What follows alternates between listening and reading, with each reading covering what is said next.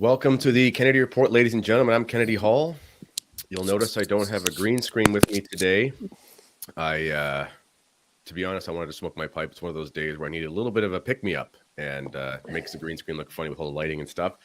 Eric the Red Boca is here to help. He's got the, it's not Movember, it's, I don't know, Beardvember or something.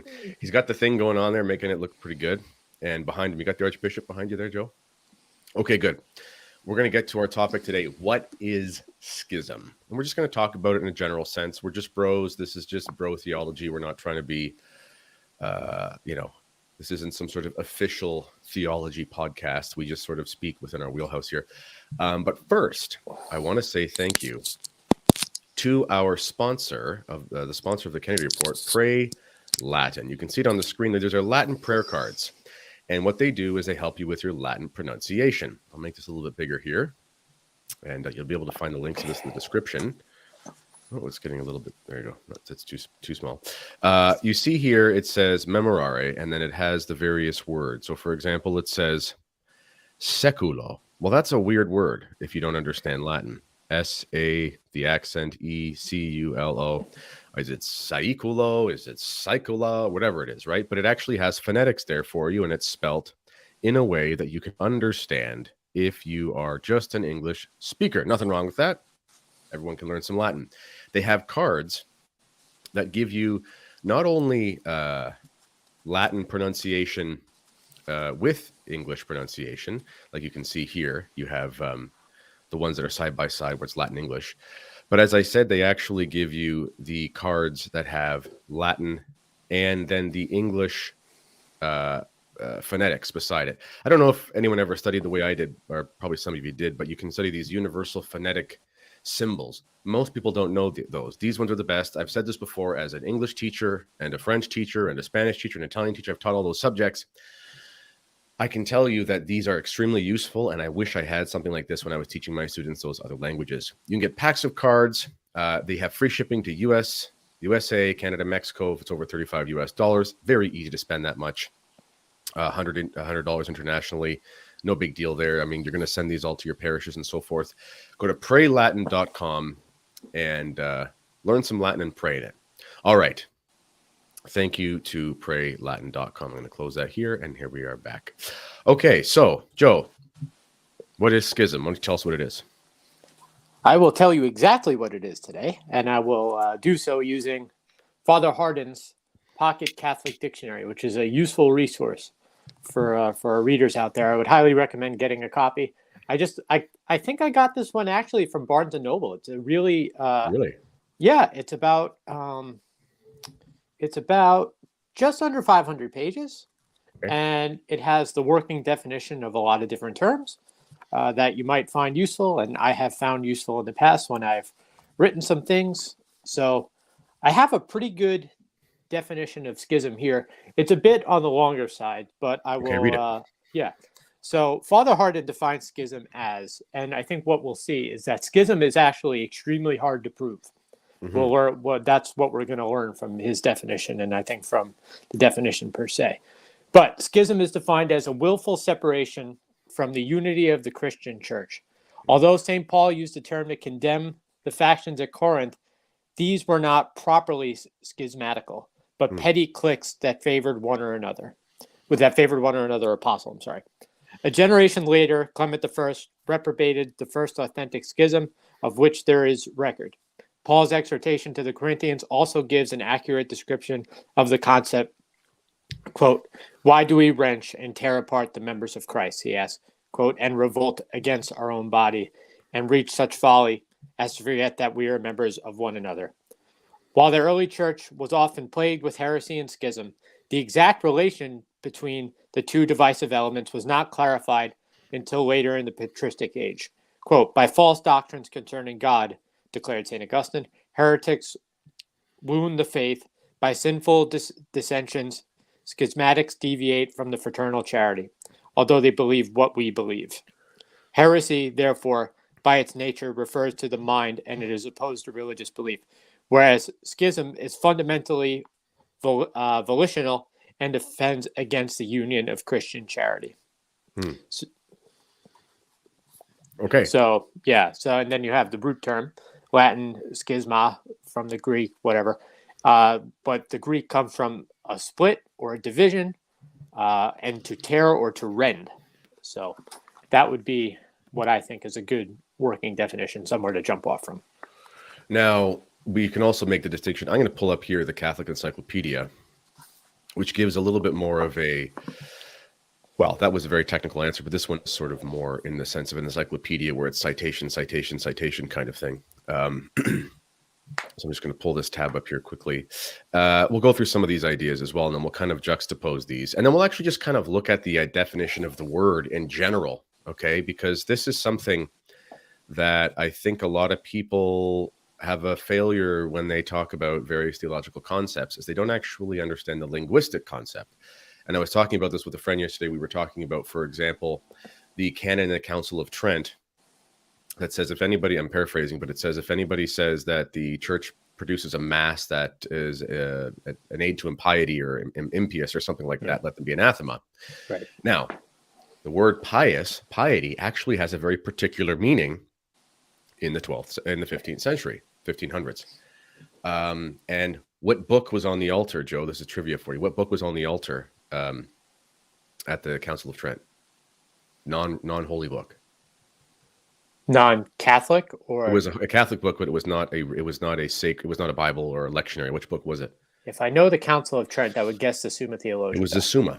Now, obviously, there are other schools of thought besides Thomism, and you and I are more Augustinian in our temperaments anyway. Nonetheless, the one thing about Thomism, which is extremely useful, is the distinctions and the terms that he uses for clarity. This is why it's such a useful language for a universal theology, because you can say, hey, no, this is the definition, stamped it, locked it, can't erase it. Here's your thing to latch onto because clarity is good. Now, he talks about piety as being basically the virtue of religion. So if something is truly pious, it will be a valid act of religion, which is a virtue of justice, and therefore there's a real transactional sacrifice. That's what it means to say that the Catholic Church promulgates a mass that's pious. It doesn't mean, in a technical sense, what we think of when we think of the word piety. So, for example, if Joe were to post something controversial on Twitter, I might say that that was scandalous to pious ears. I'm not saying that thing, that would never happen, by the way. I'm not saying that thing is against the virtue of religion. I'm not saying that thing is an invalid transactional act of justice in the way that it would be in a mass. So, yes, I can say that the new mass is deficient or insufficient or inferior or something like that. I can use these terms talking about the liturgical rubrics of the mass, but I can still say that the mass is not technically a danger to piety in the sense that it's invalid and does not offer a just sacrifice. These are terms that people have to understand. They never do. It's the same thing with schisms. Let's just look at this thing here for a sec from the Catholic Encyclopedia. I'll make this a little bit bigger. So as you said, it comes from Greek, rent or division. So it can refer to the rupture of ecclesiastical union and unity, either the act by which one of the faithful servers, as far as in him lies the ties which bond him to social organization of the church and make him a member of the mystical body of the church, or the state of disassociation or separation, which is a result of the act. So that would mean someone would have to technically separate themselves from the external, let's call it, it would have to look like he externally separated himself from the mystical body of Christ. Okay, so let's just discuss that for a second. What could someone do to make it clear that they separated themselves from the mystical body of Christ? Real quick, they could actually declare that they did it. That would be, for example, an actual schism. You know, this schism exists between the East and the West, and they recognize this too. This is not just some Catholic thing saying something about the Orthodox. I mean, they're as vocal about not being in communion with Rome as Rome is about not being in communion with them. Yeah, just go to one of their services on the Sunday of Orthodoxy, and you'll be anathematized. That's right. So that's obvious. I mean, there, at least from a juridical perspective, there is no debate. There is a schism because it's manifestly declared by the parties involved. Pretty easy. But when someone doesn't make it clear that they've manifestly separated themselves from the church, it really is a mystery. What say you before I continue? Well, yeah. The thought experiment I usually like to do with somebody when discussing schism, whether in relation to the SSPX or a certain set of Econtis groups or whatever, I'll usually just say, well, okay, so if I handed a copy of Denzinger, which is, for those who don't know, it's like the compendium of Catholic dogmas all in one book, Denzinger or not. If I handed that to, say, Archbishop Lefebvre, or if I handed that to any priest of the SSPX, or even those of like the SSPV or whatever, and I said, that priest, that given priest or bishop, could sign off on every doctrine and dogma in that book, every line. That does not sound like somebody who refuses to submit to the Roman pontiff or has in their will any animus towards Catholicism per se. Whereas if you handed a copy of Denzinger to the Patriarch of Moscow or something like that, right, or a Russian Orthodox priest, they could not consent to every dogma in the book, or for the most part, I suppose they couldn't. And then if they could, there was a sense in which they'd probably materially be Catholic. Mm-hmm. So that to me is the delineation of what constitutes schism and what doesn't, or at least somewhat. Okay, good. That's good, because here is it continues about the idea of dogma. So you mentioned basically schism that essentially has its root in heresy. Okay. So it says here, thus understood, schism is a genus which embraces two distinct species: heretical or mixed schism, so when there's a heresy, and schism pure and simple. The first has its source in heresy, or joined with it the second, which most theologians designate absolutely as schism, is a rupture of the bond of the subordination without an accompanying persistent error, directly opposed to a definite dogma. So if we look at the various, and then also he does juxtapose, the author here of this passage talks about the idea of St. Paul's schisms, right? There be no schisms among you, right? So he's writing to them as one church, but he's just saying there should be no divisions among you, right? So that's obviously sort of an informal, or I guess informal is probably the right term. I wouldn't even call it material schism. I would call it more of just disagreement. Right. And then if we do look at the actual definition in the regular dictionary, we find this idea that schism is just when you basically come to an impasse about something you can't agree on, and you're separated because of that, from an ideological perspective.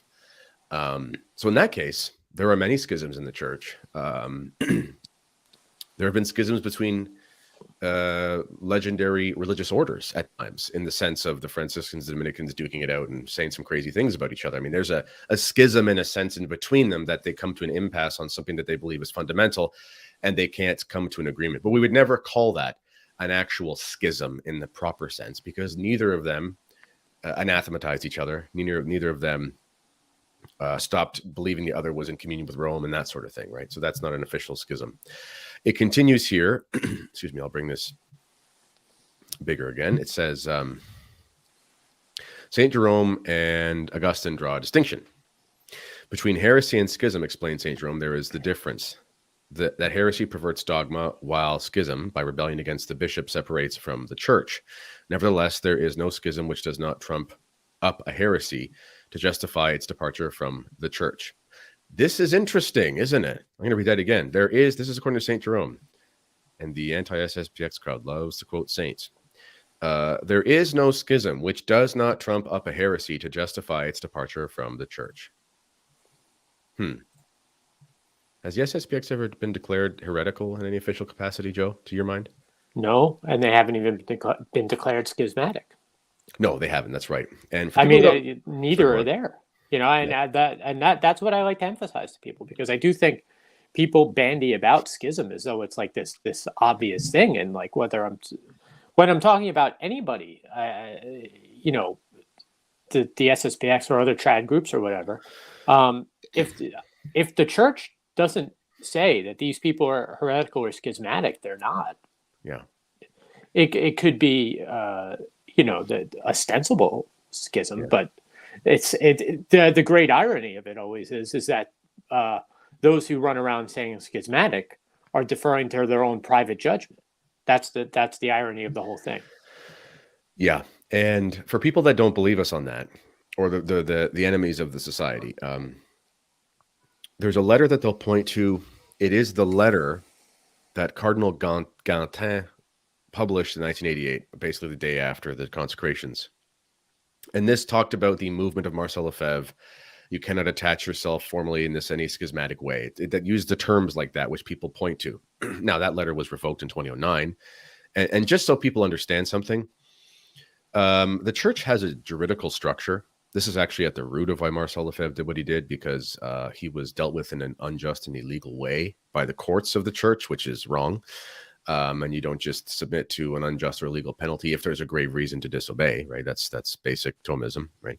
And there was no trial, which is that's right. Nothing happened the way it should have, which is a huge issue. It's a huge red herring. But in any case, there are courts in the church. The Pope does not have to rule on something for it to be so. Otherwise, there wouldn't be dicasteries and congregations and so forth. If the head of the congregation for the doctrine of the faith, the Holy Office, the Office of the Inquisition, whatever it's called over time, if the head of that releases a memo or a letter saying this is how the church sees this matter of doctrine, then assuming it matches the theological notes and so forth, that's it. The Pope doesn't have to come out. You don't have to say, well, the Pope didn't say it. That's like papolatry or something. Or it's hyper-papalism. The Pope didn't say what the head of the CDF said, so therefore I don't have to listen to it. It's like, that's nonsense. The Pope delegates the power to him, right? It's like saying the mother doesn't have the right to tell the children what to do because dad didn't say it. It's like, no, there's a delegation of powers. Okay, that's ridiculous to say. The Pope didn't say what's in most of their encyclicals, right? Because they're ghost written. But if the Pope puts his name on it, he said it, basically. Well, it's also to say that, yes, I approve this message if you were a politician. Right. So when it comes to what happened in 1988, there was a letter put out by Cardinal Gantin. And that letter was then tested. Because remember, Cardinal Gantin was the head of the Congregation for Bishops.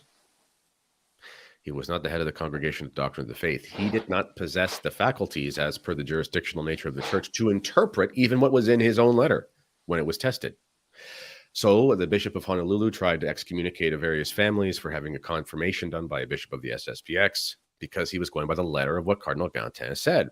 Mm-hmm. Guess what? What happened, Joe? They were declared null and void. By who? It was Benedict, correct? Head of the Congregation for the Doctrine of the Faith, Cardinal Ratzinger. So 3 years after the consecrations, it was made very clear that you could not be penalized for joining a schism if you did what you were told not to do in the letter that said there was supposed to be some sort of schism. What does that tell us? It tells us there's no schism to begin with. Otherwise, you'd be in trouble. It's like, you're going to break the law if you do this. And then the judge says, no, you didn't break the law. It's like, well, then there's no law anyway. And in that case, if there's grave doubt, then you just go with charity, and the charity is towards the unity of the church. In any case, so when it comes to those realities, we go back to this definition here from Jerome and Augustine. And Augustine says, by false doctrines concerning God, heretics wound faith. By inquietus dissensions, schismatics deviate from fraternal charity, although they believe what we believe. So, what would it mean to deviate from fraternal charity? How would you say that or encapsulate that? Well, if you look at here, what Hardin says is right in the very first sentence: a willful separation of the unity of the Christian Church. So, schism resides, obviously, by that resides in the will, right? Whereas, like we said, heresy resides in the intellect, and schism, for that reason, actually is considered a worse sin, because ill will is worse than Confusion. And basically, hatred towards your brother is worse than making an error of the intellect, or being guilty of heresy, because it's a sin against charity. So, but heresy is more obvious though. So if somebody were to say, well, there's God, there's 4 persons in God's nature, right? That would be obviously heretical. But to prove that there's something screwy with somebody's will is I don't want to say impossible, but they really have to manifest that in order to be guilty of the delict of schism, right? So if Lefebvre had gone ahead and said, well, I'm breaking the I'm severing myself from Rome and anathematizing Rome as such per se, then he would have been guilty of schism like the Orthodox Church was, because they were not equivocal about it. That's what they said. But instead, what Lefebvre insisted on was fidelity to the Rome of all time, right? And and charity, in the sense that the bond of unity between between the SSPX, Lefebvre himself, and not only, this is something that people forget. It's not only a bond between the living members of the church, but we're obviously thinking of people that are people that are still alive. But Lefebvre had in his mind, first and foremost, the bond with what Chesterton would have called the democracy of the dead, who are as alive to God as the hierarchy is now. And there's more of them because there's because there's more there's 2023 years of church history at this point. So 2022, I'm sorry, not for Lefebvre, of course, but he had in his mind first the charity towards his predecessors, therefore tradition, right? And it's demonstrably true that he had no will to separate from Rome, based purely on the fact that when he consecrated the bishops and when he did everything that he did, he always insisted that he wasn't creating a counter juridical structure. So, which is why they always relied on supplied jurisdiction. Whereas the Orthodox, that's not the case. They have ordinary. They say they have a jurisdiction. And they do. I believe that they actually do. If I'm not mistaken about that, but it's another question, I guess. But difficult to talk about. But that's what's first and foremost to bear in mind.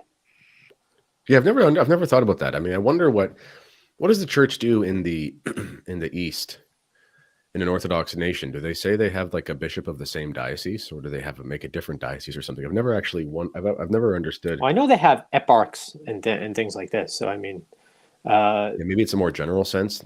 Because the Eastern Church, because even the Eastern Catholic churches, right? You have up in the Northeast here, you'll have the Eparchy of Passaic, which is a place in New Jersey, which is jurisdictionally in the same area as, I'm sure, the Diocese of Passaic or whatever.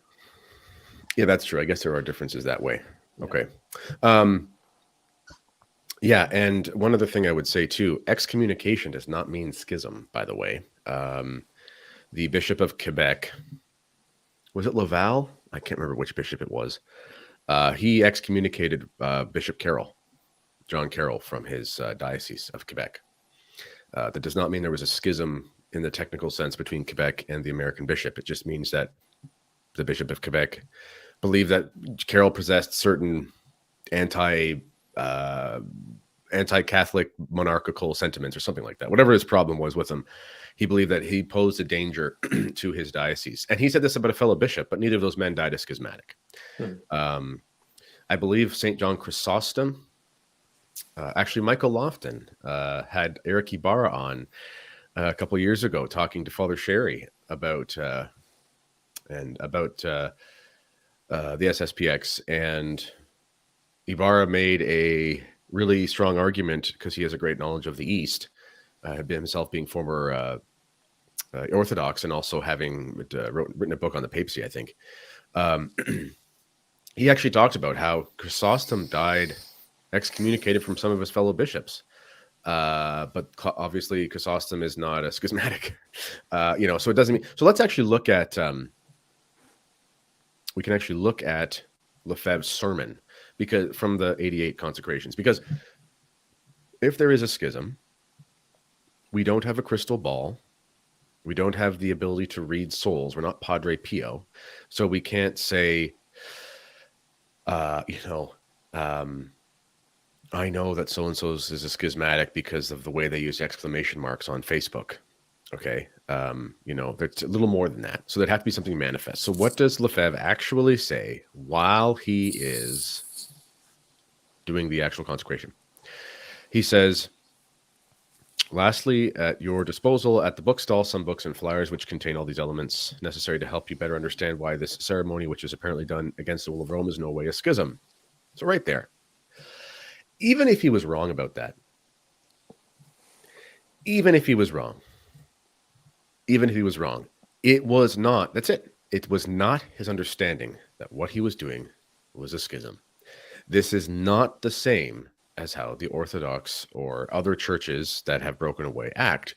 They are intentional about their separation for their own reasons. And again, those reasons are debatable. I'm not talking about that here. I'm just saying they believe that they have a reason to separate, and they're clear about doing so. If a man says what Lefebvre said when he said,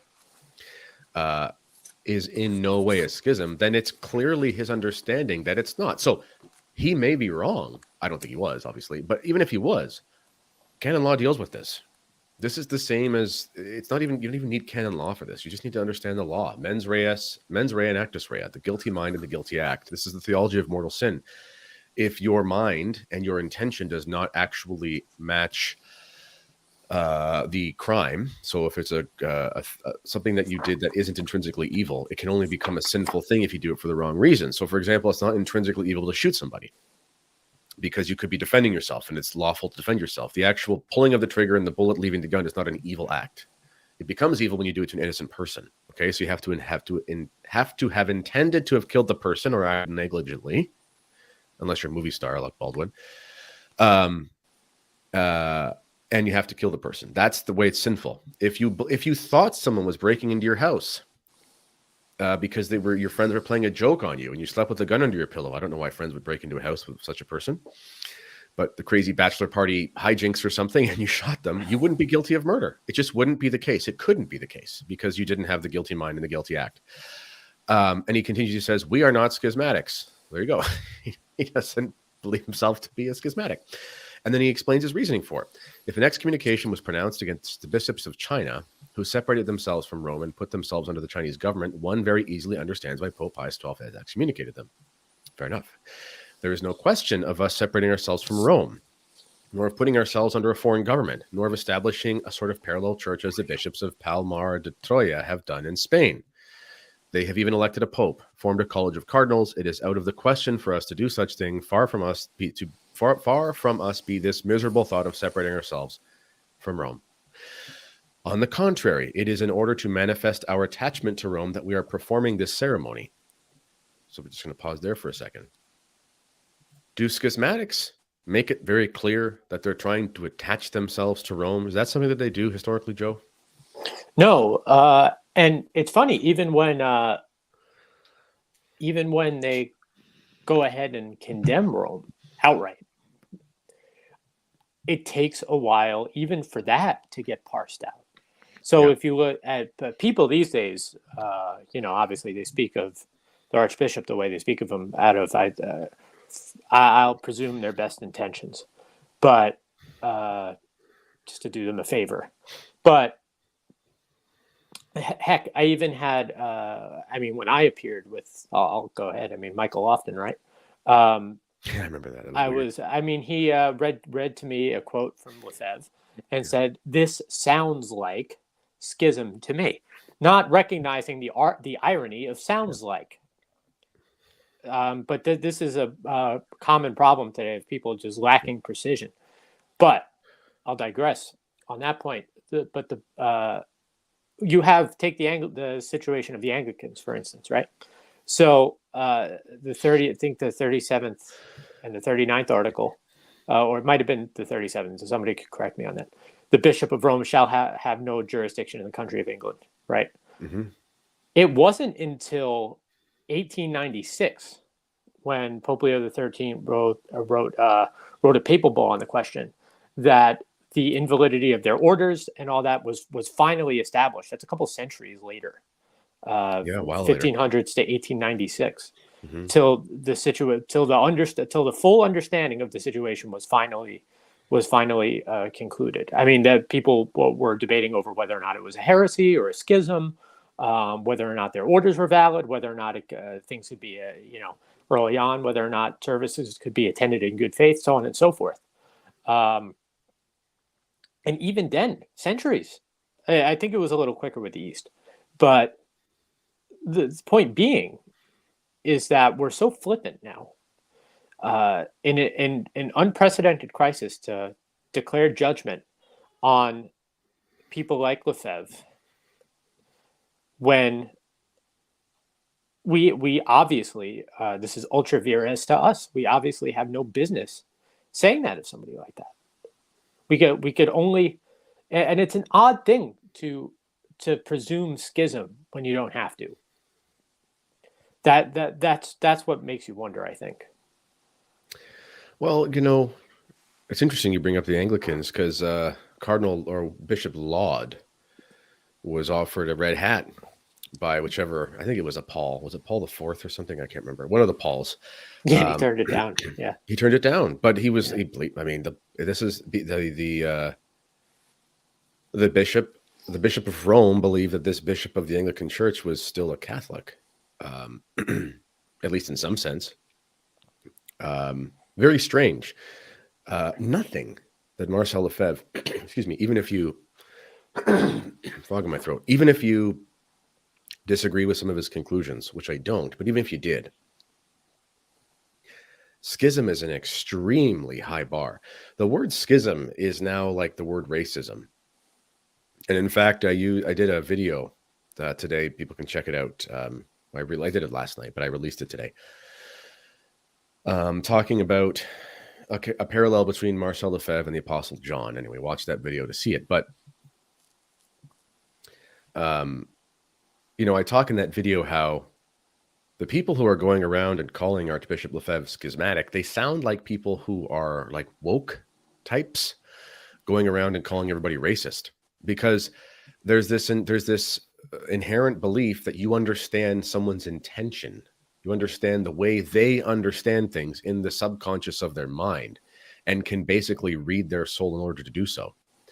When somebody says, so-and-so who belongs to such and such a group or such and such a country is attached to a racist mentality. That's insane. Like, that's such an insane thing to say. You can maybe say it in like a casual sense of like, in that country, it's common that people think this about that people or something based on your experience. That's non-definitive casual conversation. That's fine. You're making categories in order to try to understand things. But when you actually say like, in China, it is known that they're relatively unsympathetic towards Africans. And they actually have crazy ads that would be crazy racist here if they were on TV. But if I were to say like, so-and-so is Chinese, they're attached to a racist mentality. And I actually said that as if I could say that about somebody. That's just crazy. I can't say that. I have no idea what that person believes. Even if I see them doing things that would be considered racist here, I would have to ascertain if they actually believed racist things about that person or were just operating on sort of cultural inertia, because that wouldn't be the same thing either. If we're talking about the will of a human being intentionally doing something, this is why even people who look like murderers are given trials, because we have to understand the intention. Otherwise, they're not guilty, at least to a degree that they would be guilty of murder. So when someone goes around saying, so-and-so sounds like a schismatic, well, with all due respect, someone calling other people schismatic sounds like a schismatic to me. You're basically saying so-and-so sounds like they want to separate themselves from the church. There's another element to schism there, my friend. As we know, at least in the colloquial sense, St. Paul says it's petty divisions. Well, last thing I'll say before I finish my rant here. When you look at the mentality and the trajectory of the movement of tradition led by Marcel Lefebvre, it is not an anti-movement. It is not a movement against some established custom. It is not a movement against the unity of the church. It is a reaction to a movement against the unity of the church. It is a reaction to a movement against the customs of the church. Tradition, the deposit of faith handed down in the presentation it's been given to us since the time of the apostles, is 19 and a half centuries old at the time of Marcel Lefebvre. The novelties after Vatican II are the exception that prove the rule. When Marcel Lefebvre reacts towards what has happened, he's not acting from a place of animus, he's acting from a place of charity, because he's being approached by Catholics who are saying, I might leave the church if this isn't sorted out. I have nowhere to go to mass. I can't find any sound doctrine. My children are losing the faith. That's someone acting for the good of another person's soul. However, the opposite spirit is true on the other side. Even St. Paul, or even Paul VI, mentions this. Read his sermon where he talks about how they're going to change the mass. And he says it's, what does he call it? He says it's bewildering or absurd, whatever the language he uses to say that they're going to use the vernacular. And he literally says, we're going to lose all these things. We're going to go against all of these traditions, but we have to do it so that people can understand the mass. The intention behind the so-called new springtime is actually an intention of rupture. It is an intention of rupturing with the past. It is an intention of division, which could be called schismatic. If you react against that thing, you're not a schismatic. You could be wrong. You could be hot-headed. You could be many things. But to call someone like that a schismatic is to completely misunderstand what they do. Right. You would, again, it's understanding the question of the will. John Senior, right? The great writer who I don't know if everybody knows, but John He's Senior, a society guy, right? yes, he was towards the end of his life, and I believe he's buried in St. Mary's, Kansas, if I'm not mistaken. I could be wrong about that. But anyway, so he said,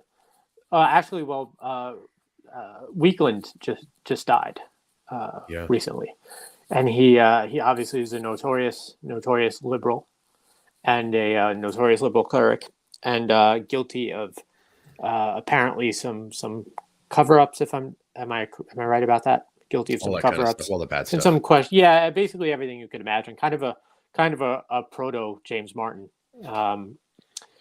And John Senior said, if Weakland is out, who could possibly be in? Yeah, and that's a fair question. Or if Weakland is in, who could possibly be out? Oh, I'm sorry. Yeah. Yeah, you're right. Yeah, I'm sorry. Yeah, I had a mistake. No, it's true. Correct.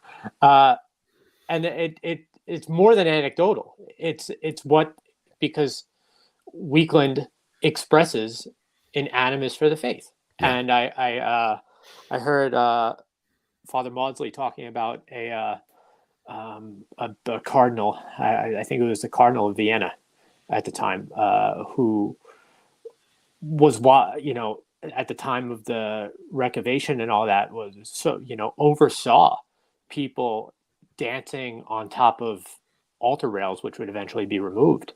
And this is manifest hatred for what your ancestors built. It just is, and there's no two ways about that. And I hate to say it, so was the Assisi meeting. Yeah. That John Paul the Great or whatever. Well, that's what it seems like to people. So whether we won't say John Paul II had an intention of performing something syncretistic, but we also can't see it otherwise if we see it through the lens of tradition. Well, we know I think it does get to a point where you almost don't need to know what he was thinking, because it's right there. And and Buddha, for instance, was placed on an altar, so on and so forth. Yeah. That is a disdain for what your ancestors have built.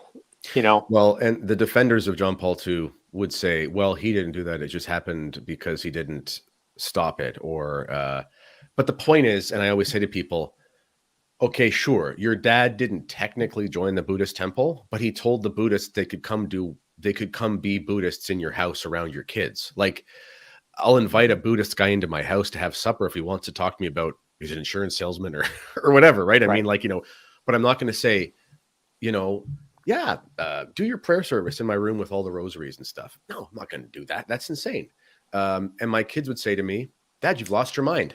I thought we were Catholics, and that's bad enough.